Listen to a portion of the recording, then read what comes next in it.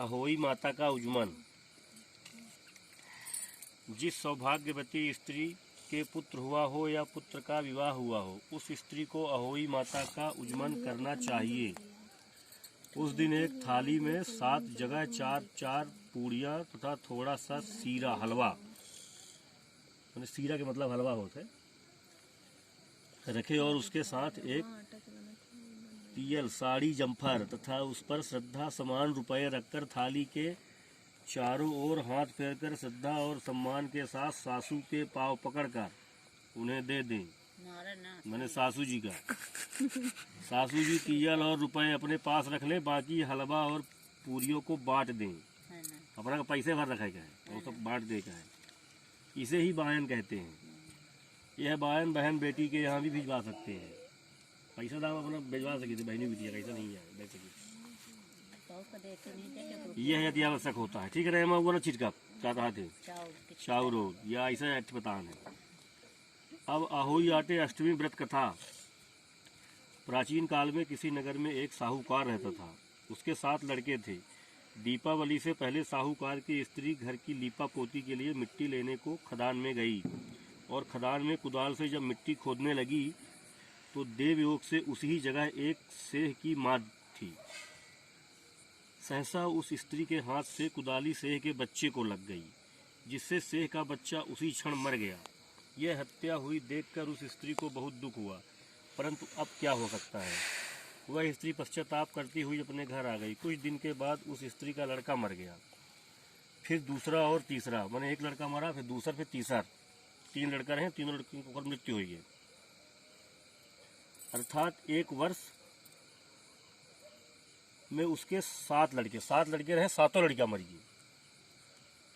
इस पर वह स्त्री रात दिन अत्यंत दुखित रहने लगी। एक दिन उसने अपने पड़ोसी की स्त्रियों से रो रो कर कहा कि मैंने जानबूझकर कोई पाप नहीं किया। हाँ, एक बार मैं मिट्टी खोदने को खदान में गई थी। जब मिट्टी खोदने में सहसा मेरी कुदारी से एक सेह का बच्चा मर गया था। तभी से 1 वर्ष के भीतर 7 लड़के मेरे मर गए।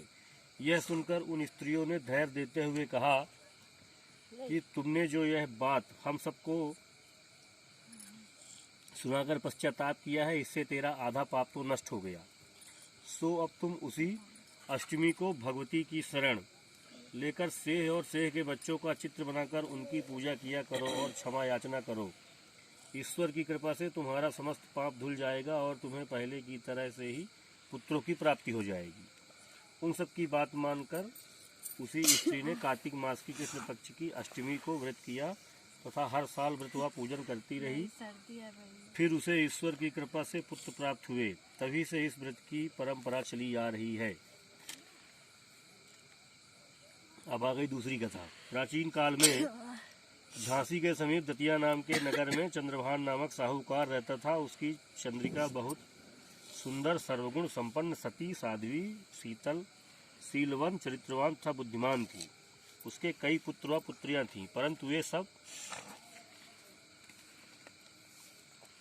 बाल अवस्था में ही मृत्यु को प्राप्त हो गए। इस प्रकार संतान के मर जाने पर उन्हें बहुत दुख हुआ था। वे पति पत्नी नित्य प्रति मन ही मन सोचा करते थे कि हमारे मर जाने के बाद इस अपार धन संपत्ति का अधिकारी कौन होगा। एक दिन उन दोनों ने निश्चय किया कि इस समस्त धन संपत्ति को त्याग कर कहीं वन चलकर भजन करें।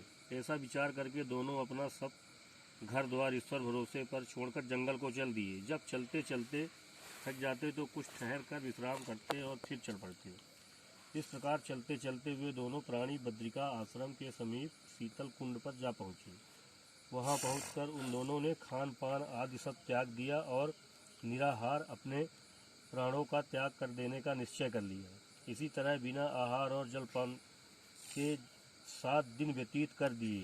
तब 7वें दिन आकाशवाणी हुई कि तुम दोनों प्राणी अपने प्राण मत त्यागो। यह बस दुख तुम्हें तुम्हारे पूर्व पापों से भोगना पड़ रहा है। सो अब तुम अपनी स्त्री से अहोई आठे जो कार्तिक मास के कृष्ण पक्ष में आए, उसी आठे को अहोई माता का व्रत और पूजन कराओ। तब अहोई नाम देवी प्रसन्न होकर तुम्हें साक्षात दर्शन देंगी।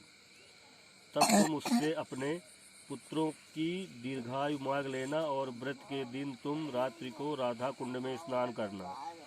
तत्पश्चात इस आकाशवाणी के अनुसार चंद्रभान की स्त्री उस चंद्रिका ने बड़ी श्रद्धा और स्वच्छ भावना से विधि विधान से अहोई आठे का व्रत किया और स्त्री ने राधा कुंड में स्नान किया।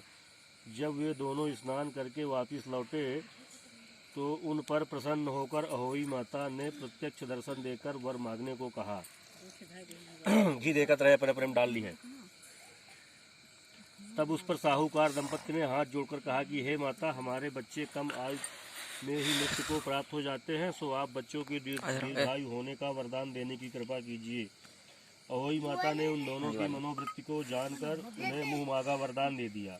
यह कहकर अहोई माता वहीं अंतर ध्यान हो गई। इसके बाद साहूकार ने